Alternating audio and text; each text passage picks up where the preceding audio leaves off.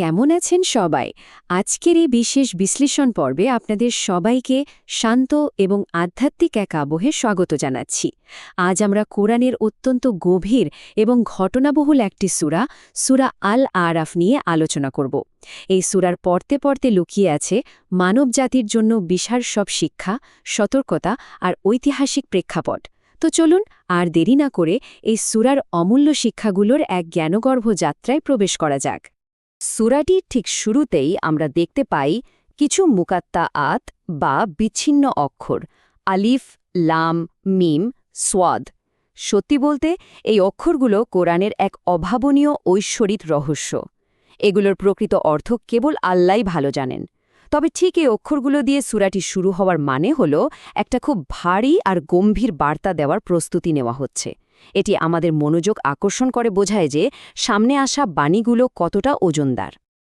এখন প্রশ্ন হল, এই সূরার মূল বিষয়বস্তু আসলে কি? সূরা আল আরাফ মূলত মানবজাতির পুরো অস্তিত্বের একটা বিশাল ঐতিহাসিক টাইমলাইন বা সময়রেখা আমাদের সামনে তুলে ধরে।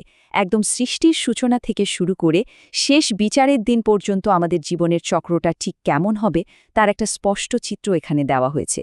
একই সাথে এটি কিন্তু পথভ্রষ্টদের জন্য একটি কঠোর সতর্কতা এবং বিশ্বাসীদের জন্য এক গভীর উপদেশ। পর্ব ১, সূরার পরিচিতি ও প্রেক্ষাপট। এই সূরার দ্বিতীয় আয়াতেই স্পষ্টভাবে বলা হয়েছে এটি একটি গ্রন্থ যা অবতীর্ণ হয়েছে যাতে করে এর মাধ্যমে ভীতি প্রদর্শন করা যায়। এখানে সবচেয়ে চমকপ্রদ বিষয়টা খেয়াল করুন, এই বার্তা মানুষের কাছে পৌঁছে দিতে গিয়ে মনে কিন্তু কোনো সংকীর্ণতা বা দ্বিধা রাখা যাবে না। এটি মূলত বিশ্বাসীদের জন্য একটা সরাসরি উপদেশ, আর যারা ভুল পথে আছে তাদের জন্য একটা কড়া সতর্কবাণী। আর এই সতর্কবাণীর একদম চূড়ান্ত রূপটি আমরা কোথায় দেখতে পাই জানেন? বিচার দিবসের বর্ণনায়। এখানে ৮ এবং ৯ নম্বর আয়াতের একটা চমৎকার তুলনা করা হয়েছে। শেষ বিচারের দিন আমাদের আমল মাপার পাল্লা হবে একদম নিখুঁত, চুলচেরা হিসাব। যাদের সৎকর্মের পাল্লা ভারী হবে তারাই হবে সফলকাম, আর অন্যদিকে যারা ঐশী নিদর্শনগুলোকে অস্বীকার করেছে তাদের পাল্লা হবে হালকা, আর এভাবেই তারা নিজেদের আত্মাকে চরম ক্ষতির মুখে ঠেলে দেবে। একবার ভাবুন কতটা নিখুঁত এই বিচারের মাপকাঠি। পর্ব ২, সৃষ্টিতত্ত্ব ও ইবলিসের অহংকার। ১১ নম্বর আয়াতের দিকে তাকালে আমরা মানব সৃষ্টির একদম শুরুর ধাপগুলো দেখতে পাই। আল্লাহ প্রথমে মানবজাতিকে সৃষ্টি করলেন, এরপর তাদের একটা সুন্দর আকার অবয়ব দিলেন। তারপর তিনি ফেরেশতাদের নির্দেশ দিলেন আদমকে সেজদা বা সম্মান প্রদর্শন করতে। সবাই বিনা বাক্য ব্যয়ে এই নির্দেশ পালন করল, কিন্তু একমাত্র ব্যতিক্রম ছিল ইবলিস। সে সরাসরি সেজদাকারীদের অন্তর্ভুক্ত হতে অস্বীকার করে বসল। আচ্ছা, আপনাদের মনে কি এই স্বাভাবিক প্রশ্নটা জাগছে না যে ইবলিস কেন এত বড় একটা নির্দেশ অমান্য করল?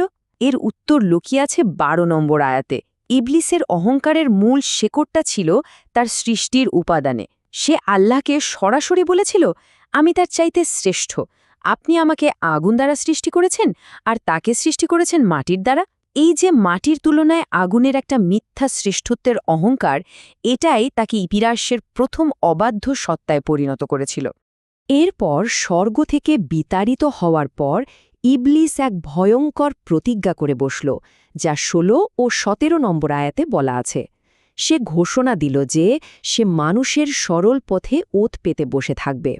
সে মানুষকে আক্রমণ করবে তাদের সামনের দিক থেকে, পেছন থেকে, ডান দিক থেকে এবং বাম দিক থেকে, মানে চারপাশের প্রতিটি সম্ভাব্য দিক থেকে সে আমাদের বিভ্রান্ত করার চেষ্টা করবে।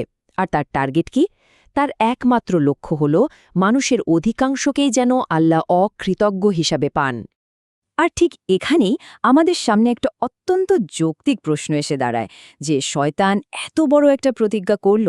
সে সর্বপ্রথম মানব এবং মানবী অর্থাৎ আদম আলাইসাল্লাম এবং হাওয়াকে জান্নাতে ঠিক কিভাবে ধোঁকা দিয়েছিল। চলুন মানব ইতিহাসের সেই প্রথম প্ররোচনার কাহিনীটি এবার জেনে নেওয়া যাক। পর্ব ৩, আদম আলাইহিসসালাম ও প্ররোচনা। মজার ব্যাপার হল, শয়তান কিন্তু সরাসরি এসে তাদের পাপ করতে বলেনি। সে নিয়েছিল এক ভিন্ন কৌশল। ২১ নম্বর আয়াতে বলা হয়েছে যে শয়তান রীতিমতো কসম খেয়ে বলেছিল, আমি অবশ্যই তোমাদের হিতাকাঙ্ক্ষী। বুঝতে পারছেন বিষয়টা? একজন সৎ এবং আন্তরিক উপদেষ্টার ছদ্মবেশ ধারণ করেই সে তাদের সেই নিষিদ্ধ গাছের ফল খেতে প্ররোচিত করেছিল। প্ররোচনার এই ধরনটি কিন্তু আজকের দিনেও আমাদের জন্য অত্যন্ত শিক্ষণীয়।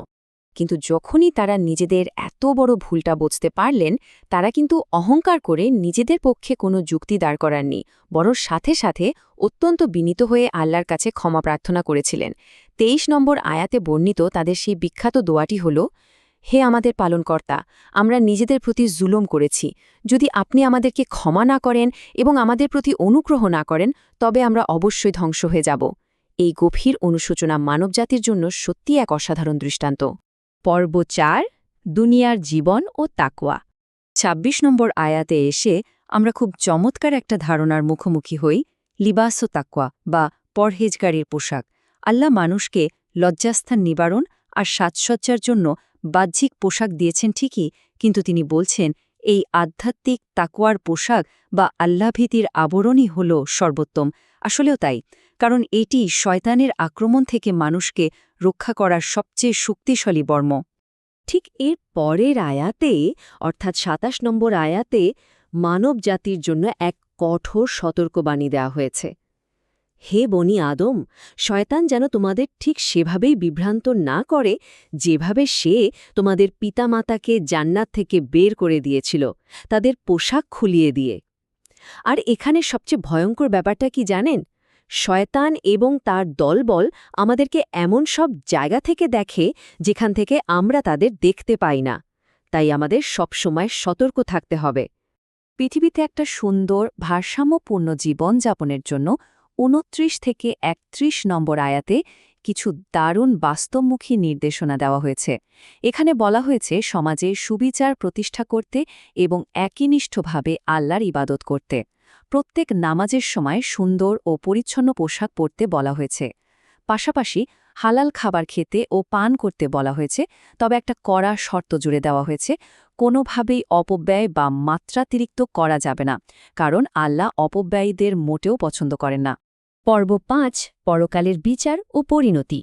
৩৮ এবং ৩৯ নম্বর আয়াতে জাহান্নামের ভেতরে অনুসারী এবং তাদের অহংকারী নেতাদের মধ্যকার একটা চরম তিক্ত কথোপকথন তুলে ধরা হয়েছে। অনুসারীরা অভিযোগ করে বলছে, হে আমাদের প্রতিপালক, এরাই আমাদের বিপদকামী করেছিল, তাই এদের দ্বিগুণ শাস্তি দিন। অপরদিকে নেতারা উত্তর দিচ্ছে, তাহলে আমাদের ওপর তোমাদের কোনো শ্রেষ্ঠত্ব নেই, নিজেদের কর্মের কারণে তোমরাও শাস্তি আস্বাদন করো। ভেবে দেখুন, পৃথিবীতে যারা একসাথে পাপ করেছিল, আখেরাতে তারাই একে অপরের চরম শত্রুতে পরিণত হবে। আর যারা সত্যকে স্রেফ অহংকারবশত অস্বীকার করেছে, ৪০ নম্বর আয়াতে তাদের পরিণতি সম্পর্কে অত্যন্ত শক্তিশালী একটা রূপক ব্যবহার করা হয়েছে।